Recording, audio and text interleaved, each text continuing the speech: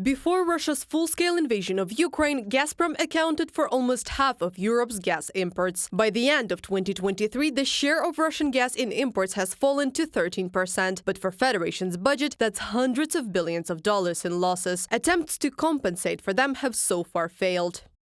The possibility of redirecting Russian gas from Europe to China is limited by the fact that Europe is supplied from West Siberian fields, while China is supplied from East Siberian fields. This could be connected by the power of Siberia to a pipeline, which China is in no hurry to approve. Another possibility is to increase the production of liquefied natural gas, but the US targeted sanctions against specific Russian LNG projects have put this possibility into question. So far, even Chinese and Indian customers are not ready to buy LNG from sanctioned projects. Tatiana Lanchina, independent expert in the field of renewable energy economics, from the publication in The Insider.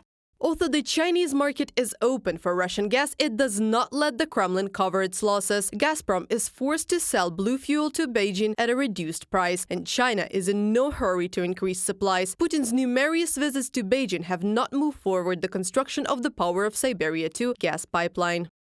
It is known that the price of Russian gas supplies to China today has barely reached $300 per 1,000 cubic meters. At the same time, for the last 5 years, it has been much lower than that. 10 years ago, when the Chinese contract with Gazprom was signed, the price level that was mentioned as guaranteeing at least a minimum profit and was many times higher than the actual price at which Gazprom supplied gas. This means that Gazprom has actually been selling gas to China at a loss for the last few years. Vladimir Milov, Russian opposition activist, economist, from the publication of Krym Realii.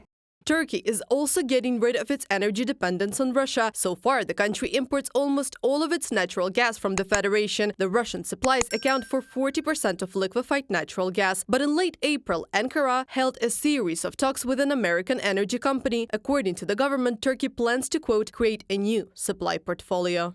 There has been a slight increase in gas supplies to Turkey through Turkish Stream, but again the volumes are not the same. There is also some growth in LNG exports to Europe. The share in Spain has increased very strongly, in some way in Belgium and somewhat in France. But we are talking about billions, not hundreds of billions of cubic meters. Meanwhile, European countries are confidently moving towards a complete rejection of gas supplies from Russia. Austria, which receives Gazprom's supplies in the Central European hub, as well as Hungary, Italy and Slovenia, are still dependent on imports from the Federation. Vienna has already drafted a bill according to which the share of gas supplies from Russia will drop to 60% by 2025 and to 0 by 2028. Europe is also working on the refusal from Russian liquefied natural gas. The 14th package of sanctions includes restrictions on LNG transshipment in European ports.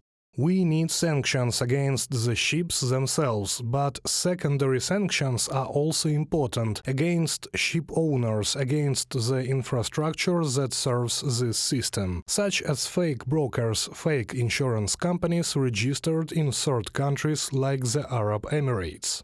Despite the diversification of supplies, the situation in the European market is stable. Experts say, taking into account possible risks, the European Commission has planned a complete cancellation of Russian gas imports by 2027. Reported by Anastasia Tarnavska, Larisa Zubenko, UATV News.